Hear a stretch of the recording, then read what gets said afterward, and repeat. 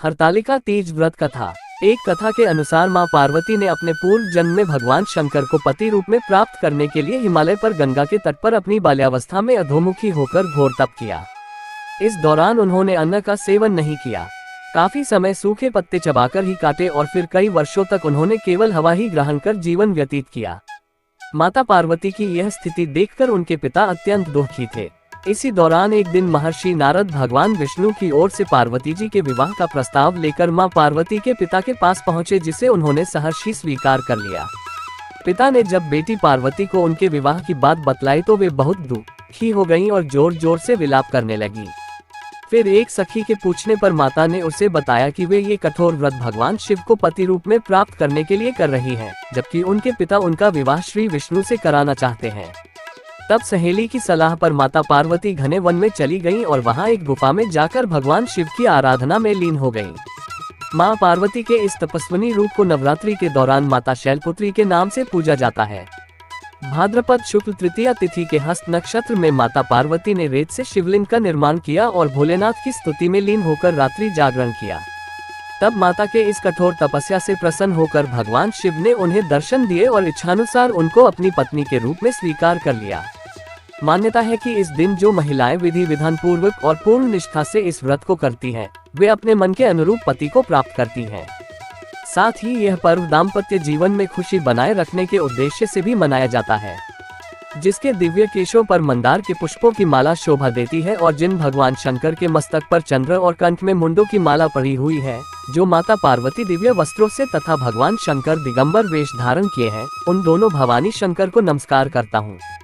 कैलाश पर्वत के सुंदर शिखर पर माता पार्वती जी ने श्री महादेव जी से पूछा, हे महेश्वर, मुझे से आप वह गुप्त वार्ता कहिए जो सबके लिए सब धर्मों से भी सरल और महान फल देने वाली हो। हे नाथ, यदि आप भली भांति प्रसन्न हैं तो आप उसे मेरे सम्मुख प्रकट कीजिए। हे जगतनाथ, आप आदि मध्य और अंत रहित हैं, आपकी माया का कोई पार नहीं है। आपको मैंने किस भांति प्राप्त किया है? कौन से व्रत तप या जान के पुण्य फल से आप मुझको वर रूप में मिले? श्री महादेव जी बोले, हे देवी, ये सुनिए, मैं आपके सम्मुख व्रत को कहता हूँ जो परम गुप्त है। जैसे तारांगण में चंद्रमा और ग्रहों से सूर्य, वर्णों में ब्राह्मण, देवताओं में गंगा, पुराणों में महाभारत, वेदों में साम और इंद्रियों में मन श्रेष्ठ है, वैसे ही पुराण और वेद सब में इसका वर्णन आया है, जिसके प्रभाव से तुमको मेरा आधा आसन प्राप्त हुआ है। हे प्रिय, इसी का मैं तुमसे वर्णन करता हूँ, सुनो। भाद्रपद मास के शुक्ल पक्ष की हस्त नक्षत्र संयुक्त तृतीया तीज के दिन इस व्रत का अनुष्ठान मात्र करने से सब पापों का नाश हो जाता है। तुमने पहले हिमालय पर्वत पर इस महान व्रत को किया था, जो मैं तुम्हें सुनाता हूँ। पार्वती जी बोली, हे प्रभु, इस व्रत को मैंने किस लिए किया था, यह मुझे सुनने की इच्छा है, तो कृपा करके कहिए। शंकर जी बोले, आर्यावर्त हिमालय नामक एक महान पर्वत है, जहाँ अनेक प्रकार की भूमि अनेक प्रकार के वृक्षों से सुशोभित है, जो सदैव बर्फ से ढके हुए और गंगा की कलकल ध्वनि से शब्दायमान रहता है। हे पार्वती जी, तुमने बाल्यकाल में उसी स्थान पर परम तप किया था और 12 वर्ष तक के महीने में जल में रहकर और बैसाख मास में अग्नि में प्रवेश करके तप किया। श्री भोलेशंकर बोले, हे गौरी, पर्वतराज हिमालय पर स्थित गंगा के तट पर तुमने अपनी बाल्यावस्था में 12 वर्षों तक अधोमुखी होकर घोर तप किया था। इतनी अवधि तुमने अन्न न खाकर पेड़ों के सूखे पत्ते चबाकर व्यतीत किए। माघ की विकराल शीतलता में तुमने निरंतर जल में प्रवेश करके तप किया। वैशाख की जला देने वाली गर्मी में तुमने पंचाग्नि से शरीर को तपाया। श्रावण की मूसलधार वर्षा में खुले आसमान के नीचे बिना अन्न जल ग्रहण किए समय व्यतीत किया। तुम्हारे पिता तुम्हारी कष्ट साध्य तपस्या को देखकर बड़े दुखी होते थे, उन्हें बड़ा क्लेश होता था। तब एक दिन तुम्हारी तपस्या तथा पिता के क्लेश को देखकर नारद जी तुम्हारे घर पधारे। तुम्हारे पिता ने हृदय से अतिथि सत्कार करके उनके आने का कारण पूछा। फाइल, नारद जी ने कहा, गिरिराज, मैं भगवान विष्णु के भेजने पर यहाँ उपस्थित हुआ हूँ। आपकी कन्या ने बड़ा कठोर तप किया है, इससे प्रसन्न होकर वे आपकी सुपुत्री से विवाह करना चाहते हैं। इस संदर्भ में आपकी राय जानना चाहता हूँ। नारद जी की बात सुनकर गिरिराज गदगद हो उठे, उनके तो जैसे सारे क्लेश ही दूर हो गए। प्रसन्नचित होकर वे बोले, श्रीमान, यदि स्वयं विष्णु मेरी कन्या का वरण करना चाहते हैं तो भला मुझे क्या आपत्ति हो सकती है? वे तो साक्षात ब्रह्म हैं। हे महर्षि, ये तो हर पिता की इच्छा होती है कि उसकी पुत्री सुख संपदा से युक्त पति के घर की लक्ष्मी बने। पिता की सार्थकता इसी में है कि पति के घर जाकर उसकी पुत्री पिता के घर से अधिक सुखी रहे। तुम्हारे पिता की स्वीकृति पाकर नारद जी विष्णु के पास गए और उनसे तुम्हारे ब्याह के निश्चित होने का समाचार सुनाया। मगर इस विवाह संबंध की बात जब तुम्हारे कान में पड़ी तो तुम्हारे दुख का ठिकाना न रहा। तुम्हारी एक सखी ने तुम्हारी इस मानसिक दशा को समझ लिया और उसने तुमसे उस विक्षिप्तता का कारण जानना चाहा।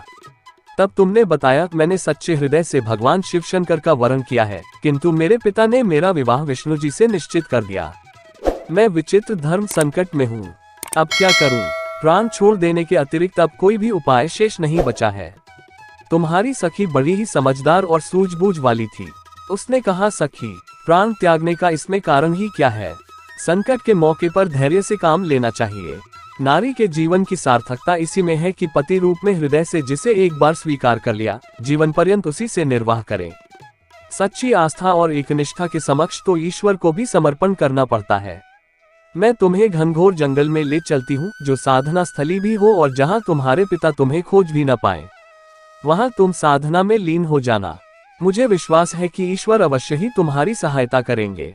तुमने ऐसा ही किया। तुम्हारे पिता तुम्हें घर पर न पाकर बड़े दुखी तथा चिंतित हुए। वे सोचने लगे कि तुम जाने कहाँ चली गई। मैं विष्णु जी से उसका विवाह करने का प्रण कर चुका हूँ। यदि भगवान विष्णु बारात लेकर आ गए और कन्या घर पर न हुई तो बड़ा अपमान होगा। मैं तो कहीं मुंह दिखाने के योग्य भी नहीं रहूंगा। यही सब सोचकर गिरिराज ने जोर शोर से तुम्हारी खोज शुरू करवा दी। इधर तुम्हारी खोज होती रही और उधर तुम अपनी सखी के साथ नदी के तट पर एक गुफा में मेरी आराधना में लीन थी। भाद्रपद शुक्ल तृतीया को हस्त नक्षत्र था। उस दिन तुमने रेत के शिवलिंग का निर्माण करके व्रत किया। रात भर मेरी स्तुति के गीत गाकर जागी। तुम्हारी इस कष्ट साध्य तपस्या के प्रभाव से मेरा आसन डोलने लगा। मेरी समाधि टूट गई। मैं तुरंत तुम्हारे समक्ष जा पहुंचा और तुम्हारी तपस्या से प्रसन्न होकर तुमसे वर मांगने के लिए कहा। तब अपनी तपस्या के फल स्वरूप मुझे अपने समक्ष पाकर तुमने कहा, मैं हृदय से आपको पति के रूप में वरण कर चुकी हूँ। यदि आप सचमुच मेरी तपस्या से प्रसन्न होकर आप यहाँ पधारे हैं तो मुझे अपनी अर्धांगिनी के रूप में स्वीकार कर लीजिए।